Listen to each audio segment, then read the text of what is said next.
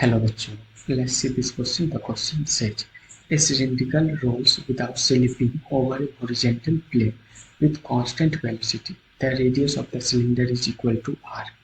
At this moment, question कह रहा है कि एक सिलेंडर है जो कि प्योर रोलिंग में है हॉरिजेंटल प्लेन पे, और वो भी इसका वेलोसिटी क्या है, कांस्टेंट है।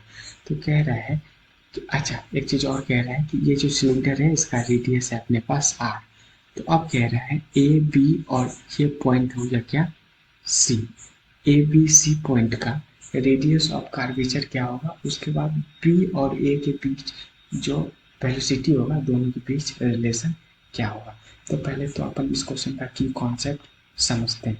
की कॉन्सेप्ट, पहला बात तो पहला की कॉन्सेप्ट हो गया कि ये बॉडी प्योर रोलिंग में है।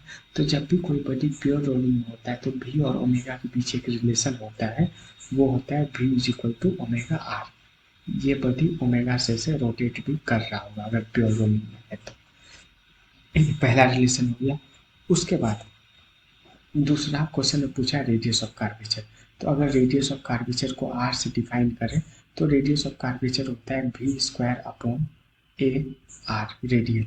इसका मतलब भी हो गया कि जिस पॉइंट का निकाल रहे हैं, मान लो ये पॉइंट ए का अपन रेडियस ऑफ कार्वेचर निकाल रहे हैं, तो ए पॉइंट का वेलोसिटी, ठीक है, अपॉन इस पॉइंट का जो एक्सलेशन होगा रेडियल डायरेक्शन में, उसको डिवाइड कर देंगे बी स्क्वायर से, तो वो आ जाएगा क्या, रेडियस ऑफ कार्वेचर। तो ये दो फॉर्मूला इसका हो गया की कॉन्सेप्ट। अब आते हैं पहले पे, बी का स्पीड कितना होगा। ठीक है, तो बी का स्पीड क्या होगा ना कि बी में एक स्पीड होगा इस सेंटर वेलोसिटी, इस सेंटर ऑफ मास वेलोसिटी के कारण इस डायरेक्शन में भी, और इस ओमेगा के कारण इस डायरेक्शन में होगा कितना, ओमेगा आर। ओमेगा आर को भी भी लिख सकते हैं। तो ये दोनों वेलोसिटी आपस में क्या है, परपेंडिकुलर है। तो नेट स्पीड क्या होगा, क्योंकि स्पीड का बात है तो स्पीड क्या आ जाएगा, अंडर रूट हो जाएगा, अंडर रूट वी एक्स का whole square plus v y का होल स्क्वायर। और दोनों कितना है, वी स्क्वायर के बराबर ही है। तो दोनों वी स्क्वायर के बराबर है, तो दोनों का अंडर रूट, तो ये आ गया कितना, वी रूट टू के बराबर। अब आते हैं ए का वेलोसिटी। ए में क्या होगा कि इसके कारण यहाँ पे v है और इस एंगुलर वेलोसिटी के कारण इधर ओमेगा आर है। तो ए का वेलोसिटी हो गया v of A, v of b। ए का वेलोसिटी हो गया v प्लस ओमेगा आर, दोनों सेम डायरेक्शन में इसलिए डायरेक्ट ऐड करती, और ओमेगा आर भी v के बराबर होता है। तो ये हो गया कितना, 2v के बराबर। तो अब v b upon v a जैसे ही करते हैं तो ये कितना आ जाएगा, रूट टू भी अपॉन टू भी। तो ये भी कट गया, ये आ गया 1/√2।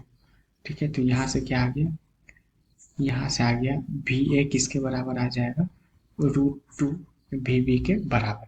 लेकिन क्वेश्चन में दिया हुआ क्या है कि बी का ए से √2 टाइम्स होगा, लेकिन यहाँ पे वी ए का भी बी से √2 टाइम्स है, तो ये वाला ऑप्शन गलत हो गया। अब आते हैं रेडियस ऑफ कर्वेचर। तो अपने को निकालना है, ए का निकालना है, बी का निकालना है, सी का निकालना है। तो ए का वेलोसिटी अपने पास 2b आ गया है, 2b आ गया है। बी का वेलोसिटी अपने पास v√2 आ गया है। अच्छा, सी का वेलोसिटी क्या होगा, सी का वेलोसिटी सिर्फ सेंट्रल वेलोसिटी होगा जो कि v है। ओमेगा आर क्यों नहीं होगा, अगर ओमेगा होगा तो रेडियस इसका कितना होगा, आर क्या होगा, सी पॉइंट का 0। तो इसलिए यहाँ पे इंटू 0 से मल्टीप्लाई कर देंगे तो ये हो जाएगा v के बराबर। तो ए का वेलोसिटी हो गया 2b, बी का वेलोसिटी हो गया v√2 और सी का वेलोसिटी हो गया v। तो अब रेडियस ऑफ कार्वेचर अपन निकालते हैं। तो रेडियस ऑफ कार्वेचर ए का निकालेंगे। तो ए का निकालने के लिए पहले ए का वेलोसिटी निकालना पड़ेगा, और ए का वेलोसिटी है 2b। तो ये आ गया 2b का होल स्क्वायर, 2b का होल स्क्वायर, और इसका क्या, tangential acceleration.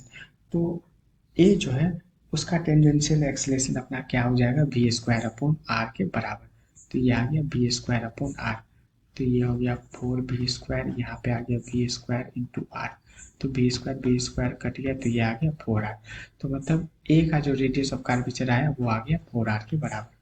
Similarly radius of curvature किसका निकालेंगे हम लोग, बी का। तो बी का वेलोसिटी हम लोग यहाँ कितना निकाले हैं, v√2 के बराबर।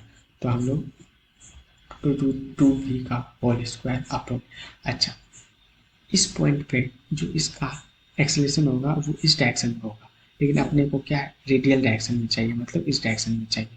तो ये आ जाएगा कितना, जो भी वी स्क्वायर अपॉन आर है उसमें कॉस 45, तो ये आ गया v square upon r into cos 45।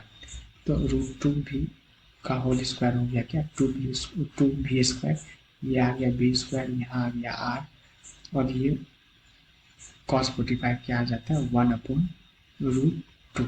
तो इसको जब कट करेंगे तो ये v स्क्वायर कट गया, तो यहाँ पे आ गया कितना 2√2r, मतलब radius of curvature of B भी निकल के आ गया आपने। Radius of curvature of C निकालेंगे, तो radius of curvature of C निकालने के लिए पहले सी पॉइंट का वेलोसिटी कितना हो जाएगा v, तो अपन कह दिए v का होल स्क्वायर। उसके बाद अपॉन ए रेडियल, मतलब radial acceleration mean radial direction, तो वो हो गया v स्क्वायर इंटू आर। लेकिन ये जो r है रेडियस, वो पॉइंट सी के लिए क्या हो जाएगा, जीरो हो जाएगा, पॉइंट सी के लिए जीरो हो जाएगा, तो ये हो गया कितना जीरो। तो मतलब कि सी पॉइंट का जो रेडियस ऑफ कर्वेचर होगा वो जीरो होगा, बी का हो जाएगा 2√2 और ए का हो जाएगा 4r। तो अब आते हैं ऑप्शन पे, तो ए का आ गया 4r, तो ये ऑप्शन सही है। उसके बाद बी का आ गया 2√2, ये ऑप्शन भी सही है, लेकिन सी का कह रहा है r, तो ये ऑप्शन क्या है, गलत है। Hence option number B and option number C are the correct answer. Hope you understood it well, best of luck.